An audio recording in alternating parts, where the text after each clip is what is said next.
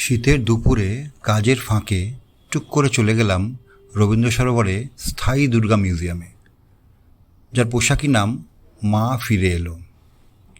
রবীন্দ্র সরোবরের ৩ নম্বর gate দিয়ে ঢুকলে এটি একদম সামনে পড়ে। রবীন্দ্র সরোবরে অনন্ত জলরাশি, গাছের ওপর বসে থাকা পানকৌড়ি, এসব দৃশ্য দেখতে দেখতে আমরা প্রবেশ করলাম মিউজিয়ামের মূল দ্বারে। তার দুদিকে দুটো বড় বড় ঠাকুর, একটি হিন্দুস্তান ক্লাব 2017, অন্যটি চেতলা অগ্রণী 2021। সে দুটি দেখে আমরা এগোলাম মূল মিউজিয়ামের দিকে। সামনে একটি সুদৃশ্য তোরণ, সেই তোরণের আগেও দু একটি ঠাকুর রয়েছে।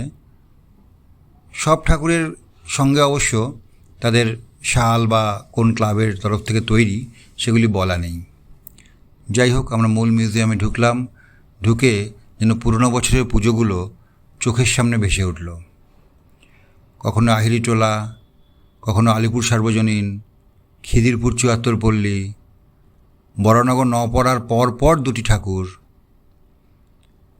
চেতলা অগ্রণী আরেকটি ঠাকুর, আরও বেশ কয়েকটি ঠাকুর, সবগুলির নাম এখনও আমাদের মনে পড়ছে না। সেগুলি দেখতে দেখতে বেশ ভালো লাগছিল, পুরনো বছরের পুজোগুলোর কথা মনে পড়ছিল। তারপরে আস্তে আস্তে আমরা বেরিয়ে পড়লাম। সামনে দেখলাম আরও মিউজিয়ামটি যদি ভবিষ্যতে বৃদ্ধি করতে হয় তারও বন্দোবস্ত সেখানে রয়েছে।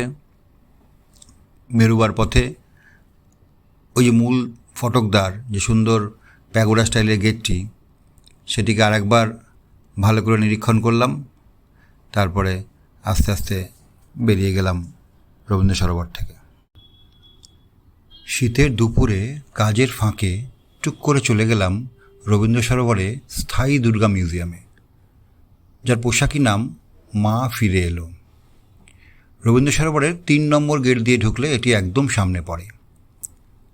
রবীন্দ্র সরোবরে অনন্ত জলরাশি, গাছের ওপর বসে থাকা পানকৌড়ি, এসব দৃশ্য